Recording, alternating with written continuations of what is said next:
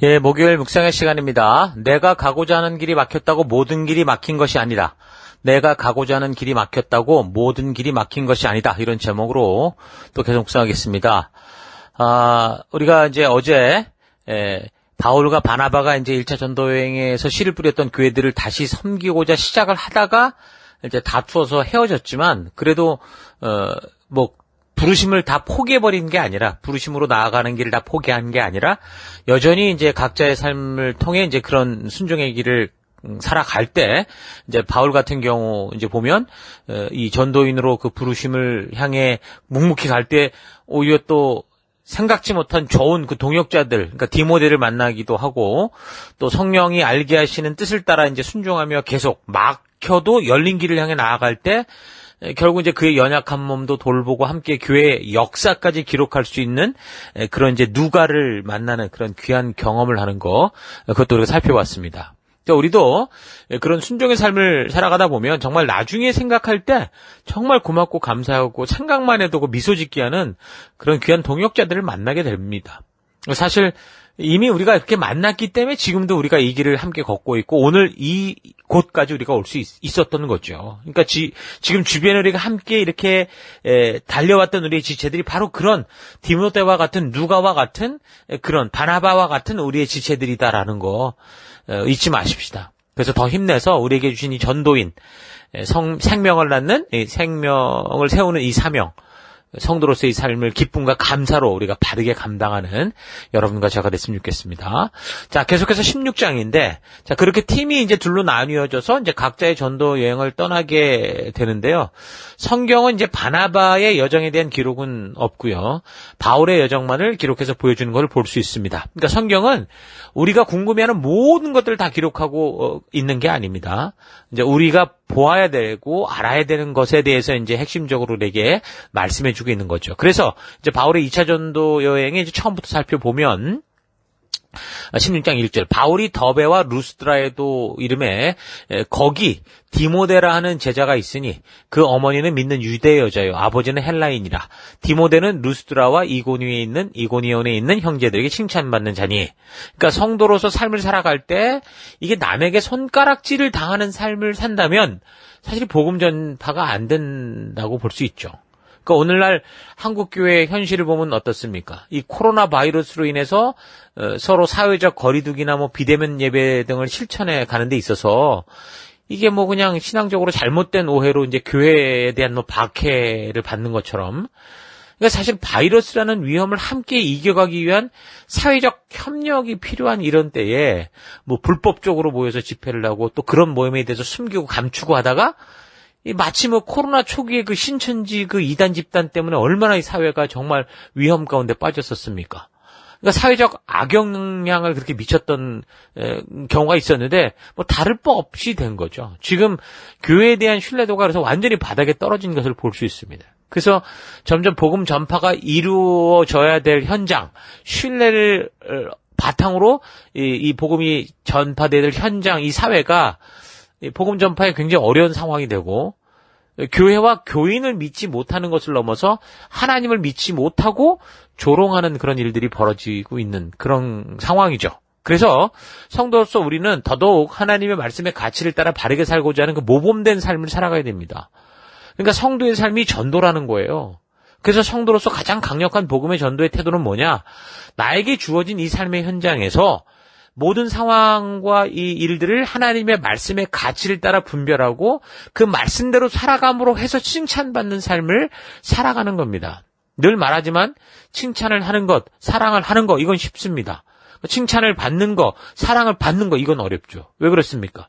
하는 거는 내가 주어가 돼서 내가 하는 거니까, 내 의도니까 마음만 먹으면 할 수 있지만, 사랑을 받고 칭찬을 받는 것은 내가 아니라 남이 나를 보고 하는 거기 때문에 그거는 내가 어쩔 수 없는 그런 일입니다. 그래서 지난 나눔들을 통해서 이야기를 했지만 내가 먼저 남을 배려하고 내가 먼저 희생하고 내가 먼저 상대방을 세워주는 그런 삶을 살 때 칭찬과 사랑을 받을 수 있는, 받는 존재가 된다. 그래서 칭찬과 뭐 사랑을 받기 위해서 그렇게 하겠다는 게 아니라 우리가 할 수 있는 일에 최선을 다하고 겸손하게 순종의 길 말씀의 가치를 따라 살아가다 보니까 어떡하다는 거예요. 그런 칭찬과 사랑받는 결과가 그런 열매가 오더라는 거다.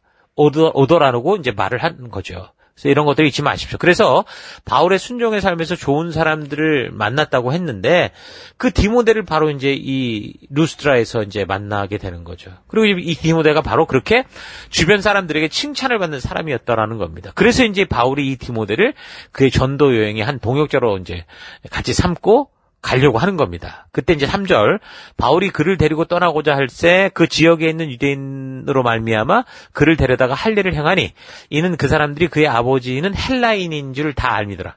그러니까 예루살렘 회의를 통해서 이제 할례는 받을 필요 없다. 그렇게 이제 공식적인 결정이 있었는데도 바울이 지금 디모데를 그런 선교 현장에 데려가기 전에 이제 할례를 행하는 것을 볼 수 있습니다. 왜 그렇습니까? 그러니까 복음을 전하는 데 있어서 방해가 될 만한 것을 아예 없애는 거죠.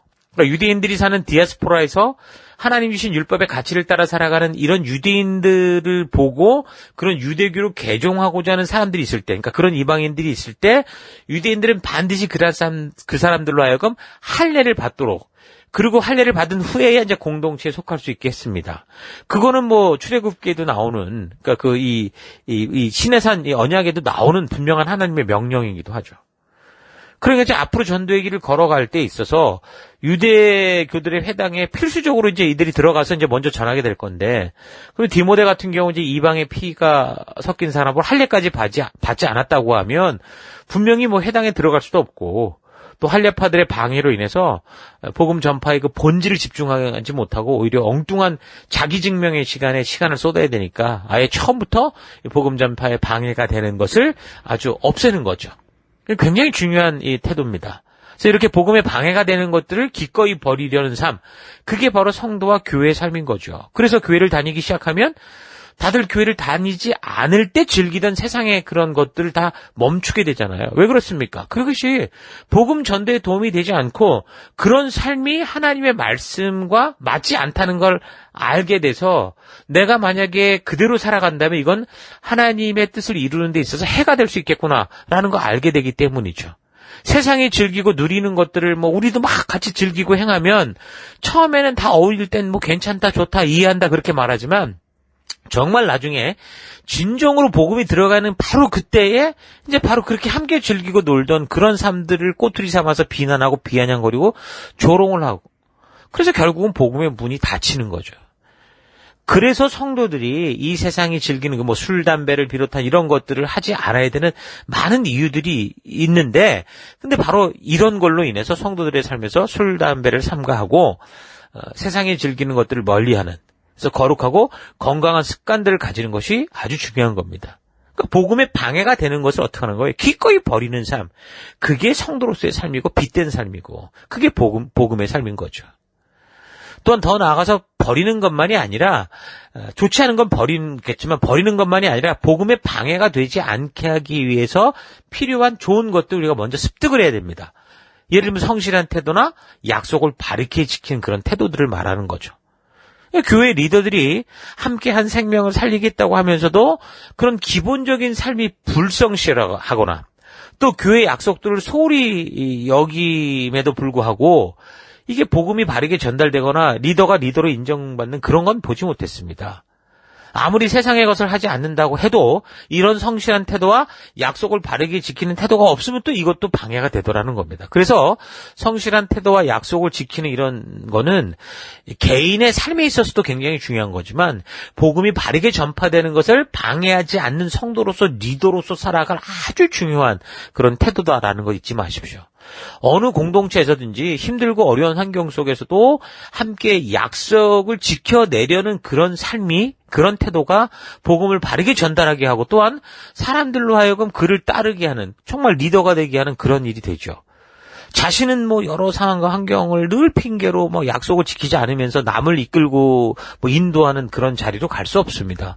한 공동체 속에서 약속을 지키지 않으면 아무리 높은 타이틀을 달아도 사람들이 따르지 않게 되고 또 그 사람이 전하는 말을, 그 진리를 믿지 못하는 거죠. 사실 이거는 뭐 리더라는 타이틀에만 적용되는 게 아니라 뭐 나이를 먹었다고 하는 것도 마찬가지입니다. 나이를 먹어가면서 그냥 뭐 존경과 뭐 이런 뭐 혜택만을 원하고 약속을 지키지 않으면 그거는 결국은 겉으로는 어떡할지 몰라도 결국은 존경이나 존중을 받지 못하고 손가락질을 당하는 거하고 똑같습니다. 하나님도 그렇죠. 만약에 하나님이 약속만 하시고 그것을 지켜주지 않았다면 우리는 하나님을 믿지 않을 겁니다. 믿을 수가 없을 겁니다. 그러나 우리 하나님은 약속하실 뿐만이 아니라 그것을 반드시 지켜주시고 성취해 주시는 하나님이시기 때문에 이 세상 그 누구도 하나님을 함부로 말할 수 없고 우리 하나님의 하나님 되심에 대해서 뭐라 다른 얘기를 할 수 없게 된다라는 거죠. 우리 인간들은 뭐 약속을 하고 뭐 신실하다고 해도 뭐 이래저래 빨리 죽을 수 있잖아요.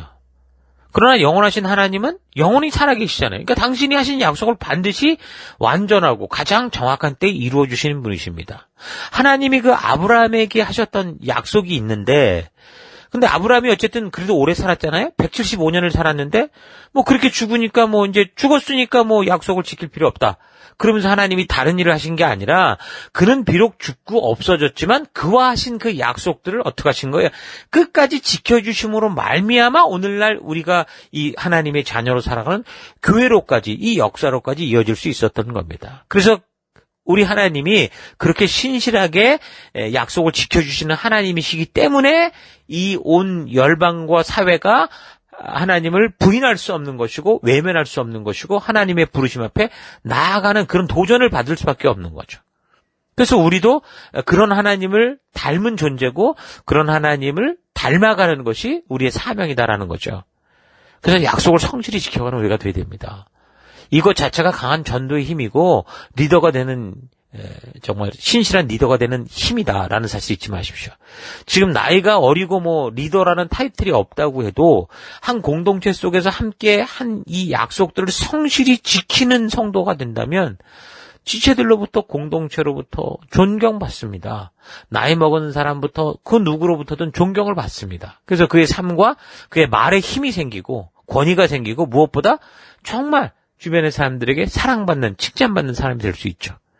이것이 진정한 전도자의 태도고 복음의 통로가 되는 빛과 소금의 삶이다라는 거 잊지 마십시오. 그래서 그 당시 바울이 그런 디모데에게 이제 꼬투리 잡힐 만한 것들을 없애고 복음을 전하는 사역에 집중할 수 있도록 준비를 한 것처럼 우리도 우리가 사는 곳에서 진정한 전도자가 되기 위해서 우리 삶 속에 정말 세상을 흉내내는 이 버릴 것들은 다 기꺼이 버리고 그러나 우리가 복음의 강력한 그런 이 전도자가 되기 위해서 취해야 되는 거, 우리가 이 습득해야 되는 이 태도들이 바르게 심어서 어떤 상황과 환경이 다가오더라도 교회 공동체의 약속을 성실히 지켜감으로 그래서 막힘없이 이 복음이 흘러갈 수 있는 그런 통로로 준비되는 우리가 됐으면 좋겠습니다.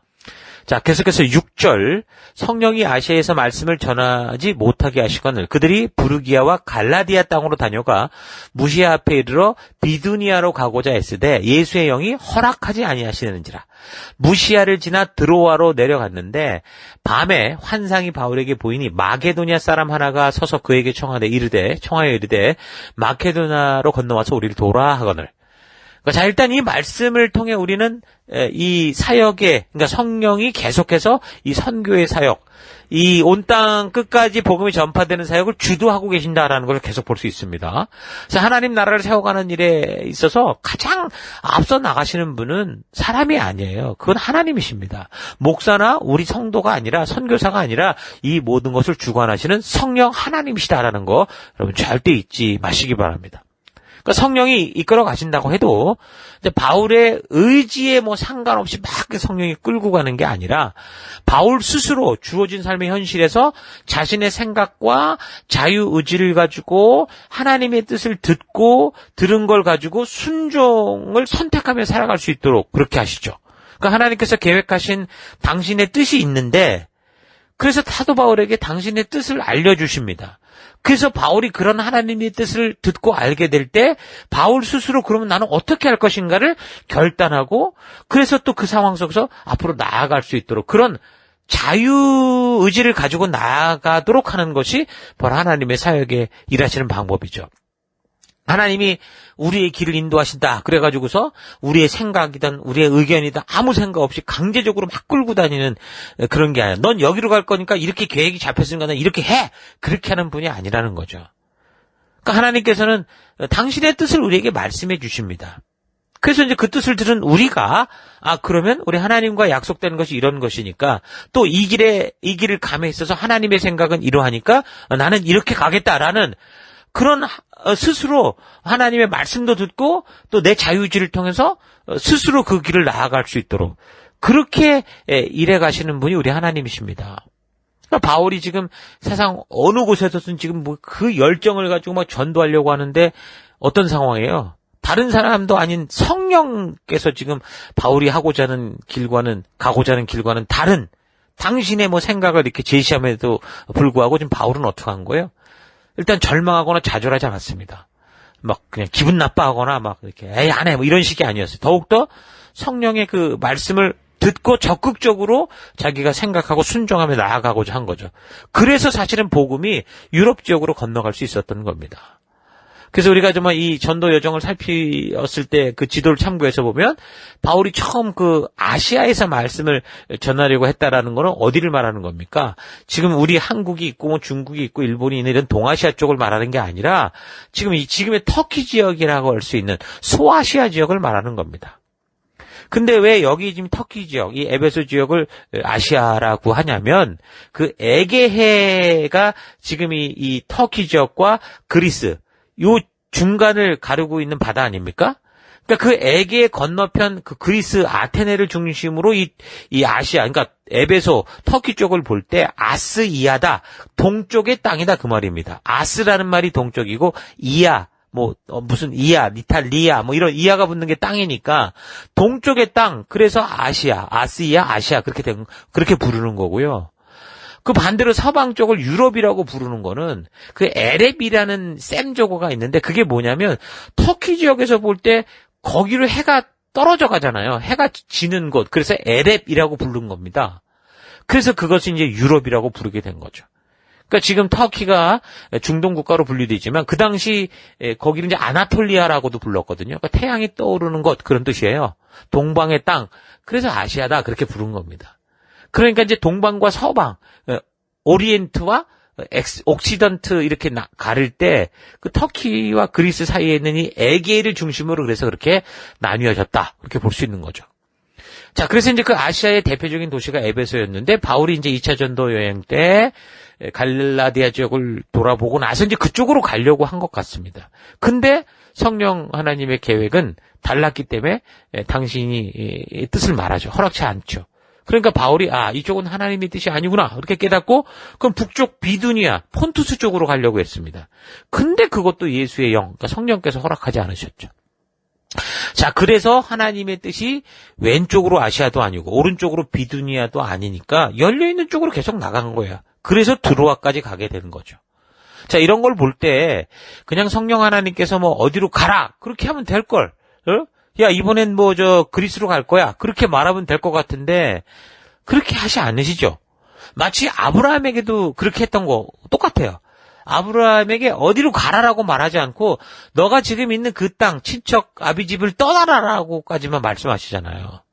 그러니까 똑같은 방법으로 하나님이 일하시는 걸 볼 수 있습니다. 그러니까 성령의 역사는 어제나 오늘이나 영원토록 동일한 거죠. 그러니까 어제 하나님은 이렇게 하고 오늘 하나님은 저렇게 하고 또 내일의 하나님은 또 다른 방법으로 하고 이렇게 달라지는 게 아니라 어제나 오늘이나 영원토록 동일하신 하나님이시죠.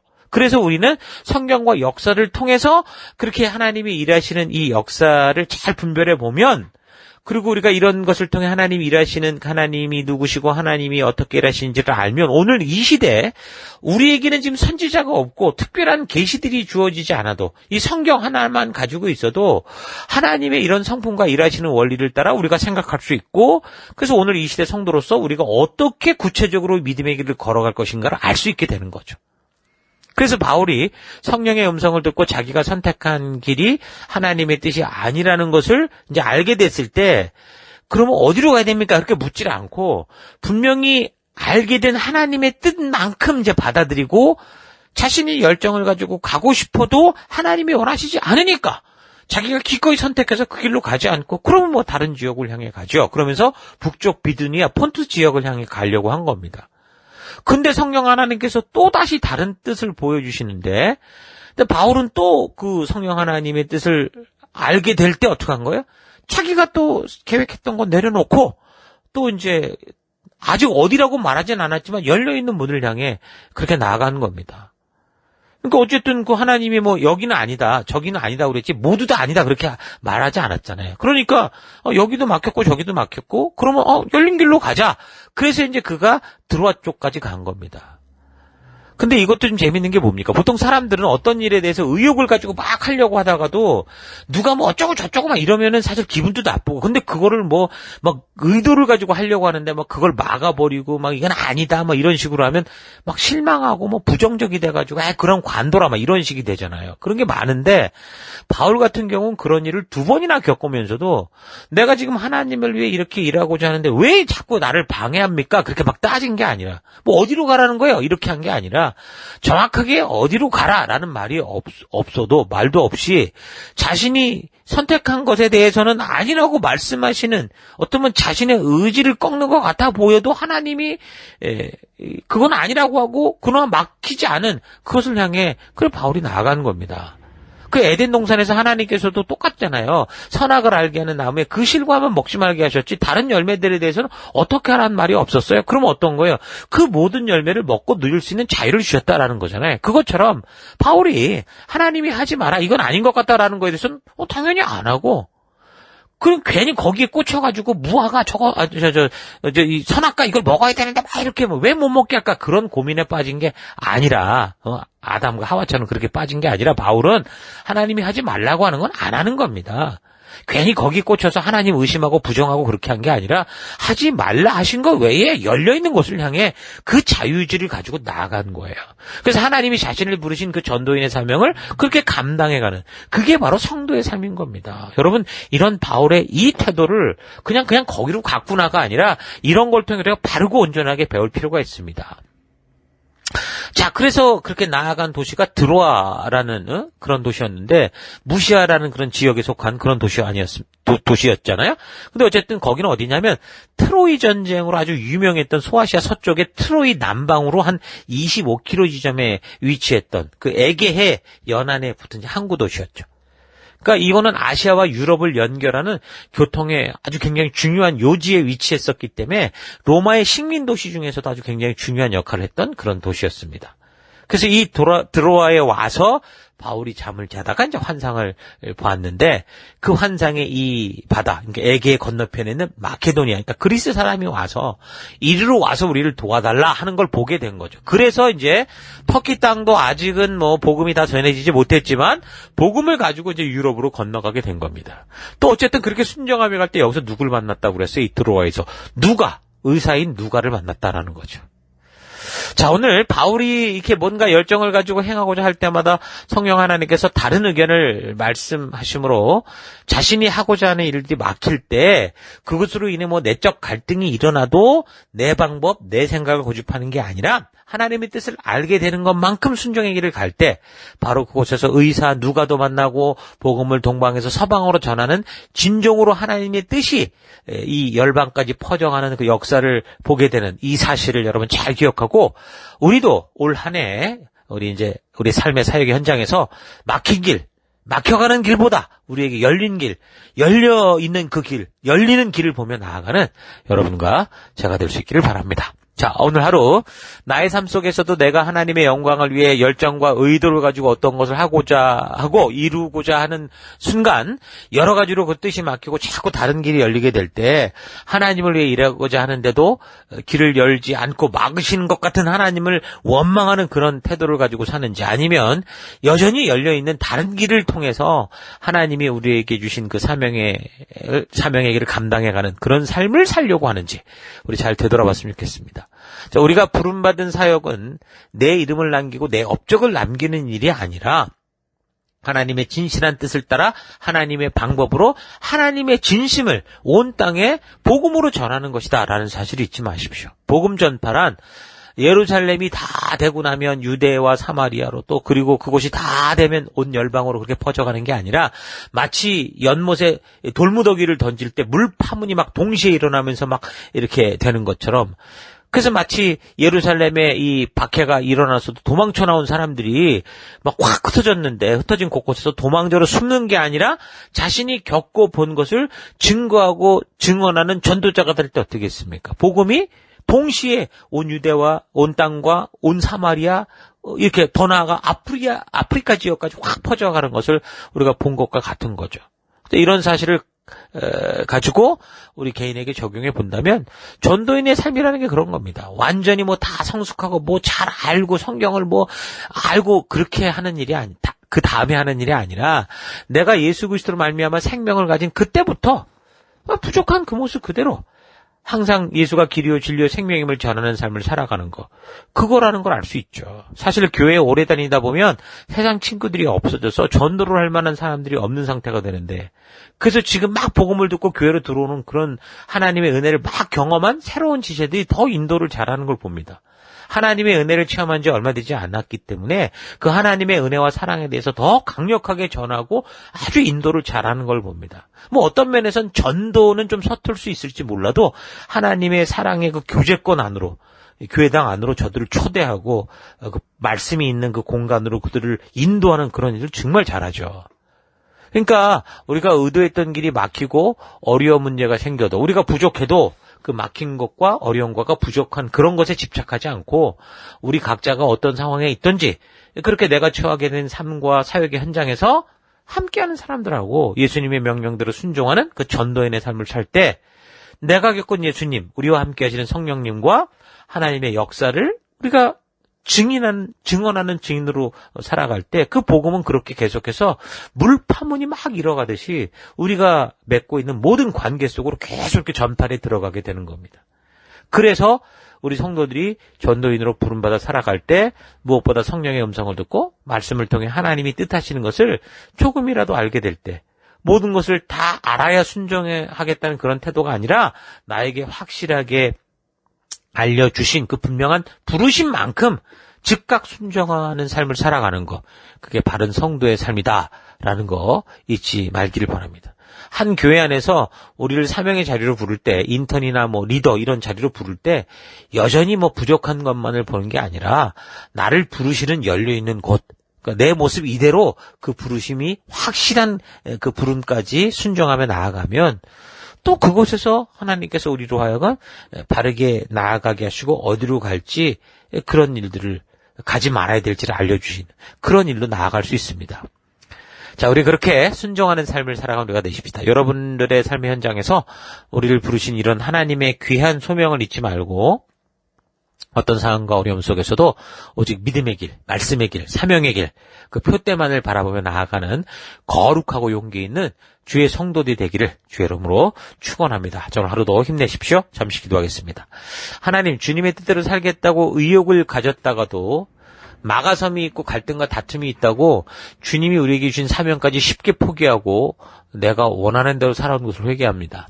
나는 주님이 부르신 빛이요 소금인 것을 잊지 않고 주의 사랑과 진심이 전해짐에 있어 방해가 되는 세상 닮은 것들, 술, 담배를 비롯한 여러 가지 덕이 되지 않는 것들을 기꺼이 버리고 멀리하고 내가 살아가는 삶의 향기를 통해 주의 살아계심이 온전하게 전달되는 거룩한 삶 살아가기 원합니다.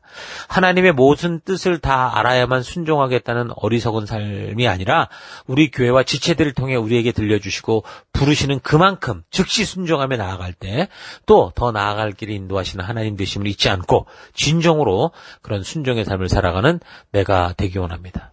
하나님, 내가 가고자 하는 그런 길, 그것이 막혔다고 모든 게 막힌 게 아니라는 거 잊지 않고 여전히 우리 하나님께서 많은 곳에 열어두신 우리를 부르시는 그곳을 향해 믿음으로 달려가는 내가 되기 원합니다. 함께 하심을 감사드리고 예수님 이름으로 기도했습니다. 아멘.